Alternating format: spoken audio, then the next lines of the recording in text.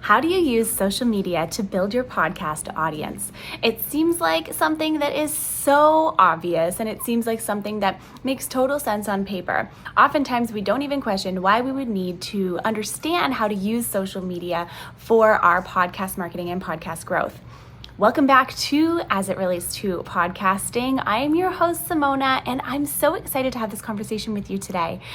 I am, at the time of this recording, sitting in beautiful, sunny Florida, and I honestly don't have any of my equipment with me today. So we're doing this on the fly, and I'm also recording this off of my AirPods. So please forgive the sound of this intro because it is not as clear as the rest of my recording is.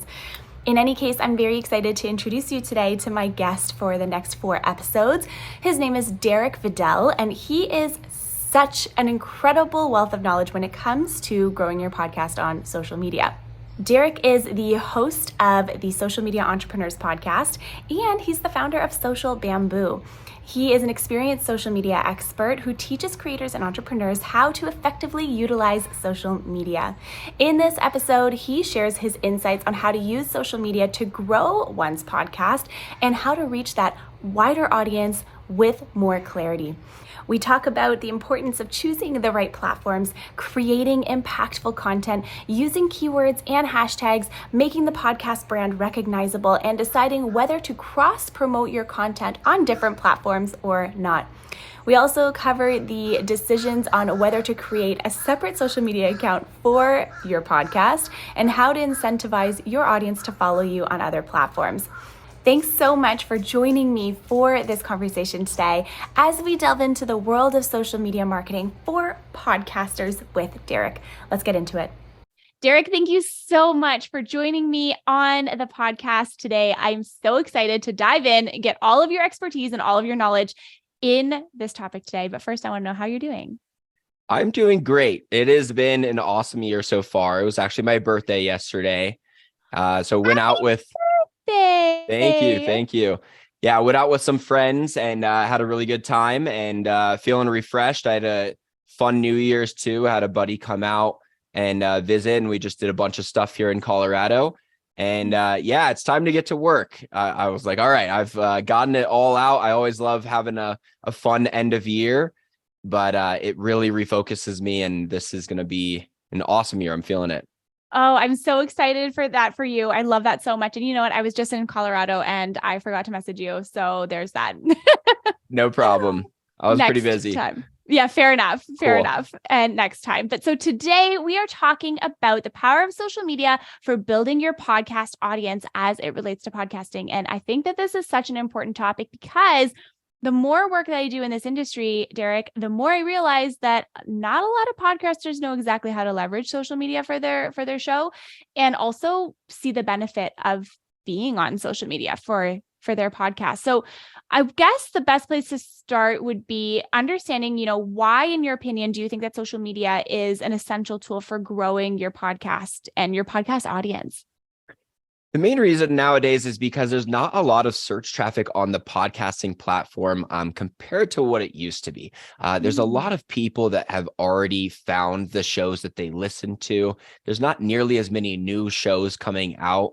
And in 2018, when I first came out with my podcast, the fact that I owned the #1 spot on the search term Instagram marketing meant a lot. Like just new subscribers and listeners all the time coming from that search, which was a really strong place to grow. Whenever you can get traffic from that platform, rather than say, oh yeah, I'm going to get Instagram people to stop Instagramming and start podcasting, there's always that disconnect. So for that reason, that's why a lot of social media efforts might not feel worth it to you. So we're going to talk about how to make it worth it to you today, but it's hard to get people to change platforms. But there was a lot of search at that time.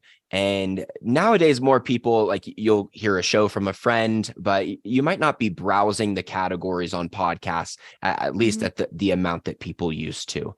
So for that reason, you do have to find external traffic, and social media is where everyone hangs out all day. So you just kind of got to figure it out.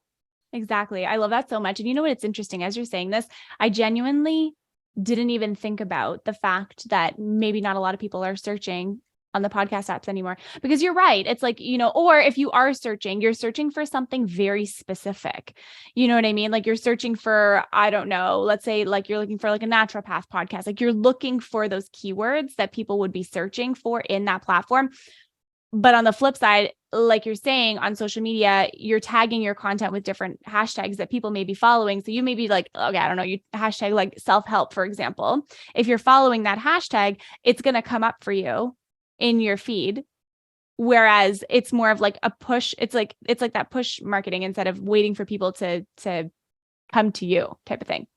Exactly. Yeah. The podcast apps are honestly ancient compared to the other social media algorithms and how they suggest content. You should be able to go on there and it's like your podcast episode recommendation of the week. Like they should be pushing new shows. They should be trying to get shows subscribers. They should be having this information even available to see this search traffic. I only know this because I have had a show that, has ranked at top of Instagram marketing for a while, and I can just see how many plays that it results to, but they don't really help people out. They're really not trying to rank shows apart from like there's just like the top charts. And even that, I have tried to mess with this podcasting algorithm in every sort of way. And it's like, seems to be like not really based on much at all. Like the reviews, like don't do anything. Like there's just so much that, it's kind of weird.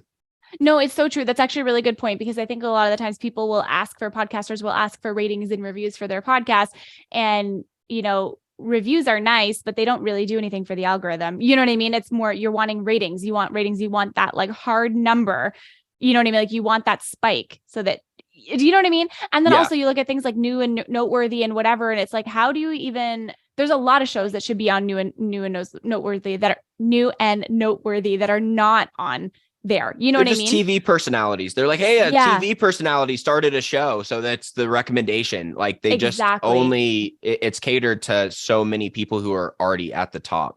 Exactly. And then, so if you're thinking about, your podcast apps, which I agree with you, especially podcast analytics are like the most difficult data to understand. I mean, they're getting better, so I shouldn't keep saying that, but I genuinely, when I look at the data, I'm like, why is it that you can get so in depth and so in tune with your Instagram, for example, like your Instagram data, but then you go and you're trying to figure out, how many people may have clicked a link through your podcast platform, and you can't figure that out. Like, I feel like that data should be given, you know what I mean? Or you should be able to hook it up to a pixel or something.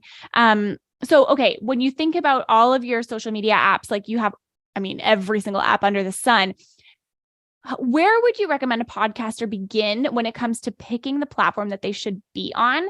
And then that piece as well that you're talking about, like that worthy, like making it feel worth their time and like worth taking up that market share.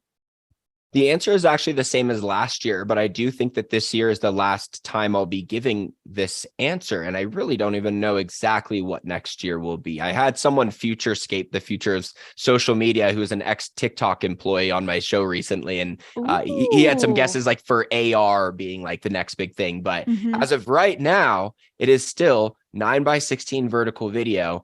And that's the answer on Instagram. It's the answer on TikTok. It's the answer on YouTube. It's the answer on Pinterest. It's the answer on Snapchat. It's never happened like this before. It's 9:16, 1080 by 1920 vertical video, under 1 minute format everywhere. So there are differences on each platform. When you go on Reels versus TikTok, like if someone took all the buttons away and they just had you scroll, you could tell them which one you're on. Like there's differences. And you want to find your form of content that you really are okay publishing everywhere. And I found that it was difficult for me to say, what's a TikTok trend? What's one of the trending audios? Let me fit my business's message into this. And then it still makes sense for me everywhere. And a lot of that reason as an educator is like, in order to actually provide value that was applicable knowledge in the post rather than just humor, I needed the caption, right? So like on Reels, I needed the whole caption, and on TikTok, now you have a caption, but before you didn't. And I was like, all my Reels end with like, read the caption, for instance. I would like make a joke and I'd be like, read the caption, provide value.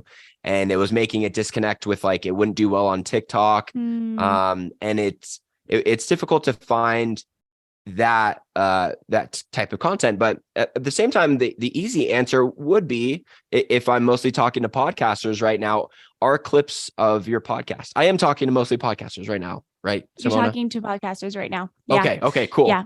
Yeah. All right, sweet. And What's yeah, up? keep going. Hey guys. Yeah, you do want to do your podcast on video, and it does give you a ton more work when you do it this way. The interviews actually is a little bit easier because we can just get going and just record it, and you don't have to do fancy video editing as much if you're doing like a solo YouTube video.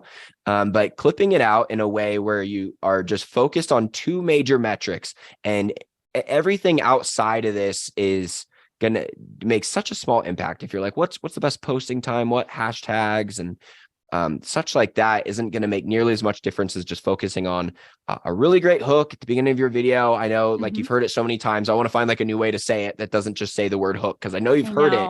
But the amount of people that have heard this but aren't doing it still, like before you post, if you aren't asking yourself, like, is this the most intentionally planned hook that I can do? And a couple of things that you can do is consider maybe a sound effect with it to add some emphasis, or even have like your text on Reels or any of the platforms. A lot of you can make them like kind of pop out and start like that. So not that should be the hook entirely. You do want to have it start like, if Simona's clipping this up, she'll have it start on a question probably from her, and then I go into it. So the hook is the question, but you want to make sure that it's not you dragging out asking that question, and you should clip it up so it's like as literally as short as it possibly can be. You should add some text to maybe give it some extra flair. If they don't have a solid reason to watch to the end, basically, if you ever do a reel that gets less than, I'll say 1,000 views, pretty much no matter what size account you are, if it gets less than 1,000 views, it's because the hook didn't quite work. And then if you don't get a lot of engagement, which I would say good engagement rate on a post would be like over 5%, 10% really good, then it's because the last second didn't really like wrap up the whole point, right? So you could have a really clickbaity hook and do well, but if it doesn't get a lot of likes, then that would be because it didn't really like answer the question. So you want to try to end concisely. And I will say a lot of this on podcasting, when you go to clip yourself up later, you'll see like, I wish I delivered it differently so that I could have clipped this better, right? So you do just have to naturally get better at kind of realizing, like, if you're introducing a topic, know that you might be clipped out later, right? And it can kind of get in your head, but you want to be more natural with it. And then you want to get to the end of your talking points where you end conclusively. I love that so much. And you're fully setting us up for our next episode. That is going to be the second part of this, because we are going to be diving into creating all types of content and how to create that content. But I'm glad that you mentioned this here, because I think that it goes so hand in hand with, first of all, giving our listeners a preview of, I mean, all the other amazing things that you're about to share in our next episode. And also, when it comes to figuring out what platform you want to be on, knowing and being aware of those small differences that each platform has, like you're saying, the TikTok versus Instagram, for example. I mean, I know that when I create stuff on TikTok, I don't know if it's still the same right now, but I remember there was a point in time where, you know, a trending sound would be happening on TikTok and it wasn't trending yet on Instagram. Like Instagram didn't even have that sound. And so that content isn't going to perform the same, because over here you have a whole, you know, trend that you're following, and hopefully you're getting in on it early. And then on the other side, nobody even knows what you're talking about. You know what I mean? Because a lot of the times, and you know, you would think that most people who watch on Instagram Reels will also watch on TikTok, but that's not necessarily the case, right? So, okay, when you're creating your social media content and you're picking which platforms to be on, if you were to recommend, you know, platforms that our listeners should be on right now, what would you recommend? Are there specifics, or does it still work to say, you know, whatever platform is right for you? 100% of you should be on Instagram. Outside of that, you do get to go where you are most excited to go, I think is something that you should take into consideration, because they all do have the potential to work. There's enough users on all of them. Maybe if you're like into crypto, you got to be on Twitter, because that's like where that community lives. If you're into fashion, you should be on Pinterest because that's where a lot of that community lives. So there's things like that you want to consider if you're in any market that has just an extra, like a higher percentage on any platform. Absolutely, you should be on there as well. I'm on all of the 9x16. I've been posting a lot of my reels on Pinterest for, I think they're called like story reels or no, Yeah. like Yeah. story ideas. Well, we did a whole something. series on Pinterest, so you can listen, you can go back and Okay. listen. Like not you specifically. I mean, you too, if you Oh want wait, to, idea pins. but sorry. Idea Idea pins. pins. Okay. That's what they are. Idea pins. See, yes, I clearly need to go back and listen to that episode of my podcast. And those are getting me, like, I think I got like 160 views total from posting like 5 of them. So, right. Like it's at least good to at least see how it performs and then gauge it from there too, or at least live there. I think it's also something to say that you should at least make an account and live on all these platforms, because if Simona tells someone about me in the street, like a business owner, and she's like, oh, like, do you know Derek Videll? Where she's going to look me up, who knows? She could look me up on LinkedIn. She could find me on Instagram. Most people do go to Instagram as that go-to, is why like 100% of you should be on there and probably already are, but you should at least like just live wherever, they end up looking you up, because LinkedIn is actually one of the other ones where people actually might look for you more directly. Yeah.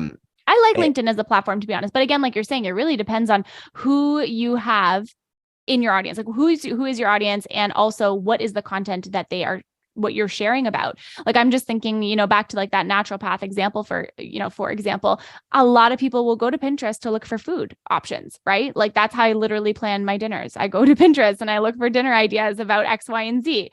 Right. And so that kind of makes sense. Like, of course you would want to put different quotes, even that like 9x16 is what you said, right? Yeah. 9x16 format for your quotes, for example. Like you never know how people will find your content. So I agree with you. I think it's kind of like a disservice to yourself if you're like not on those platforms, but also not overwhelming yourself with needing to be everywhere. Yeah. Yeah. There's so much gray space to this. So like to wrap it up with that, like if you're already overwhelmed, then don't worry about it right now. Cause even if I say like, you should be on all of them, if you're like, I made Instagram like 3 months ago and like Facebook last week, and still figuring out buttons. Like there's only so many of you that are like still in that phase or whatever. Yeah. But I mean, if you're overwhelmed, that's something to say. But it's not that complicated. It's like make an account or whatever. So so I think also with this 9x16 content, if you're posting on Reels and TikTok and you're saying, oh, well, I don't want to figure out YouTube Shorts yet, that would actually not be a legit excuse. Like you'll figure it out in 10 minutes how to post it. And then there's differences with how you do keywords on YouTube versus hashtags on Instagram, and how you do hashtags on TikTok. And you'll figure that out through the process. But all these platforms' algorithm is still so much based on the quality of the content than the specific posting techniques, that if you have the content down, you should do well, even if you didn't do the perfect amount of hashtags on each platform and posting time and whatever. So don't overcomplicate it. You don't need to know all those answers to just get posts out. That is so key. And I love that you said that so much, because I think a lot of the times creators give themselves this, I can't do it because I don't know how, X, Y, and Z. That, to me, you absolutely do know how, and you just start. You know what I mean? Like if you just start by creating the content and you just start by posting it, I think that is one of the best ways, like you're saying, to learn. And also, I mean, like you learn it. You know what I mean? Like it's not, it doesn't need to be as complicated. You know what I mean? Like, of course you see beautiful reels and beautiful TikToks and things that people are, composing their daily life. And it's like a, personal journal and like all this stuff. And like, that is amazing also. And you also don't need to have your content look like that. I'm so excited to dive into the content side of this conversation, because I know we're going to have so much to talk about on there. But I do want to ask you, okay, one of the things, because I always like for the first episode of every series to be like more of like that foundational piece. So like, yes, we've talked about why social media is so important for you to be on. We've talked about, what platforms that you should be on and why, and how to be on those, different platforms. I want to talk a little bit about, creating that cohesive brand on your for your podcast, but on your social media pages? And like, does that podcast brand need to differ a lot from your regular content? Like what are some ways that creators can make a brand recognizable without having to be the exact same? Okay. Let me know that was clear. Do you mean like if I'm posting this like 9x16 content in this example, like on these different platforms, how do I make it seem like all the same brand, but then catered to each platform? Or are you talking more general scale, like branding, colors and fonts and things like that? I honestly want to say both, because I feel like both are important. And I think that, because here's the thing, like when we talk about content, we can talk about this more as well, but there's all kinds of different content that you can create when you're making, posts about your podcast. You have stories, you have videos, you have carousels, and I think there's a place for all of them, And so how do you create, if you're posting on your personal page, Yeah, I got you for sure. Yeah. So a quick tactical answer, because everyone loves these answers, is I actually tell my video editor when he's making the 9x16 content to leave out captions in the first 3 seconds, because on each platform, I use the native font on that platform for recognizability as well as SEO purposes, because a lot of their SEO algorithms only work off of the words that you type in text on that platform, not just like trying to read the screen. So like on TikTok, if you want it to do well for Instagram marketing, I want to make sure I type in Instagram marketing using their texting. I do the same on Instagram, right? So the first 3 seconds he leaves out, and then I just put the native font. So that would be one way to like stay cohesive, adhere to the platforms. And then in a more general sense, I would say you do want to find like this 9x16 area where you can like post the same video everywhere, so that you can actually scale your content creation process in a way where you're making one post that now you're just like, when you add up all the views that you get everywhere, I mean, when you post it on all 5, like one of them is going to do pretty well. Like you just have such a better chance. So it's a great strategy, but it's not like you shouldn't have some content that always just lives on each platform and that platform alone. It's good to say like, this post right now, like this is an Instagram post. This isn't me like, where's that middle ground trying to make them all work again, right? Like just do a post on Instagram. Like that's why you'll see a lot of TikTokers not post their TikToks on Reels. Like they're not trying to multi-purpose their content like the influencers aren't. They're trying to be like, here's my Instagram, which I post Instagram stuff, and then TikTok. And like very rarely do they do like they post on both. Interesting. Do you think that they should be posting on both, or do you think it creates like a little bit of like exclusivity for being on each one? But like, what if one post should be on both? Like, you know what I mean? Like, what if, because I do that. I take my content, I post it on both sides. So like, how do you know what content? It's so situational. I know. I think the answer really is just go with your gut. I think everyone in these specific scenarios, will know what to do. I think a lot of the TikTokers, like the dancers, for instance, might be like, all right, this dance just like absolutely killed it. It's like the new trend, or I'm trying to like start it. If you're trying to start a trend or something, yeah, you'd probably post that one everywhere, right? So like, It's so situational, but just trust yourself on that one. Yeah. That's really, really good. That's a really good point. Okay, I have to ask you this question. It's one that I get all the time. Should you create a new social media page for your podcast, or put it all in your existing one? If the existing one is your personal profile that you've had since high school, then absolutely you should have a different one.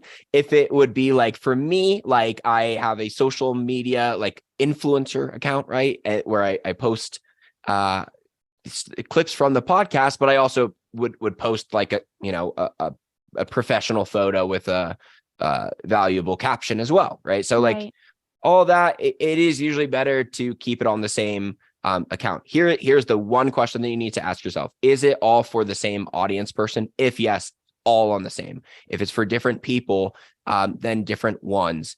There's maybe a situation where like on my YouTube, someone recommended to me, how about you just do like only podcast clips on like a social media entrepreneurs clips channel, right? Like, so like there's sometimes where people will make like a clips channel and a full length channel. Usually you have to be so big at that point where you have such a big audience that there is like a point where there really is a division in them. Like, I only want the clips from you, or I only want the full length.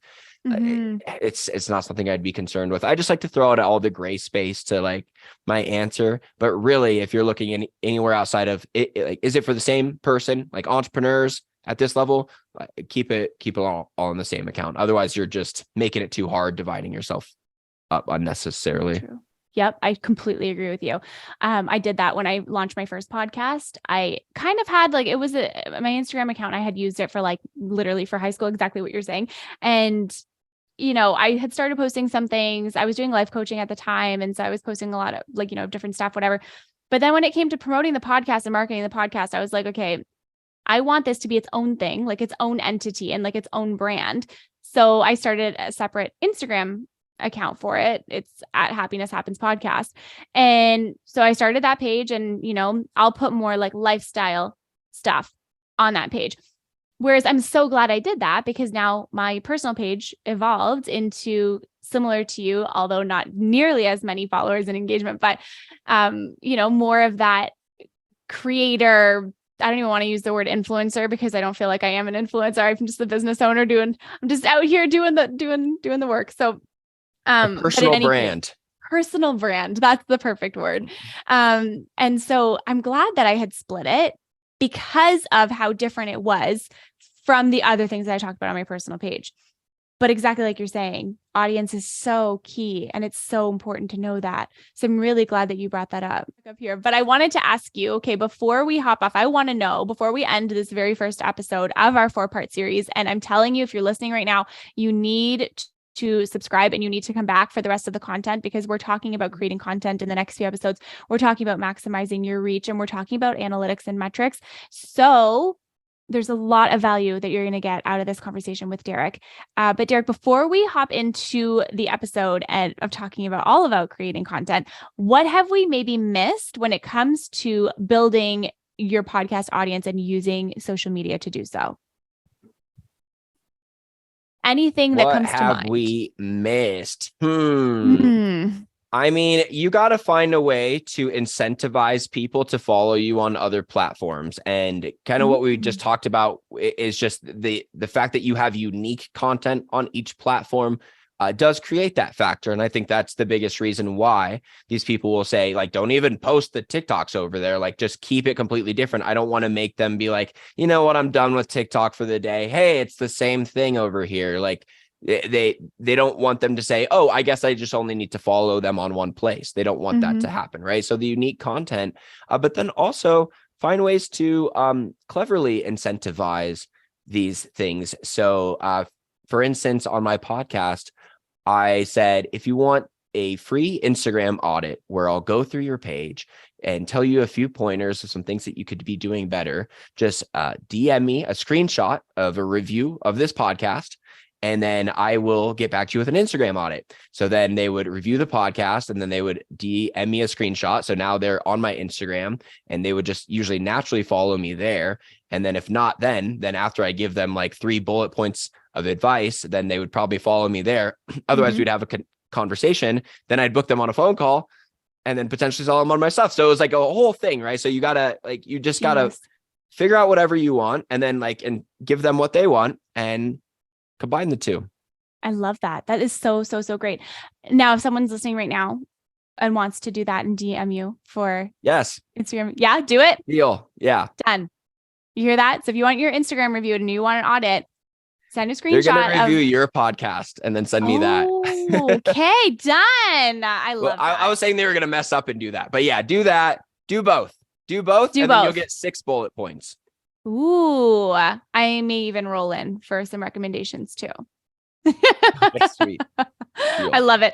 Awesome. Thank you so much, Derek, for joining me on this very first episode of our 4-part series. It has been so much fun. I cannot wait for the next one. I'm really excited. Me neither. Let's do it. Thank you.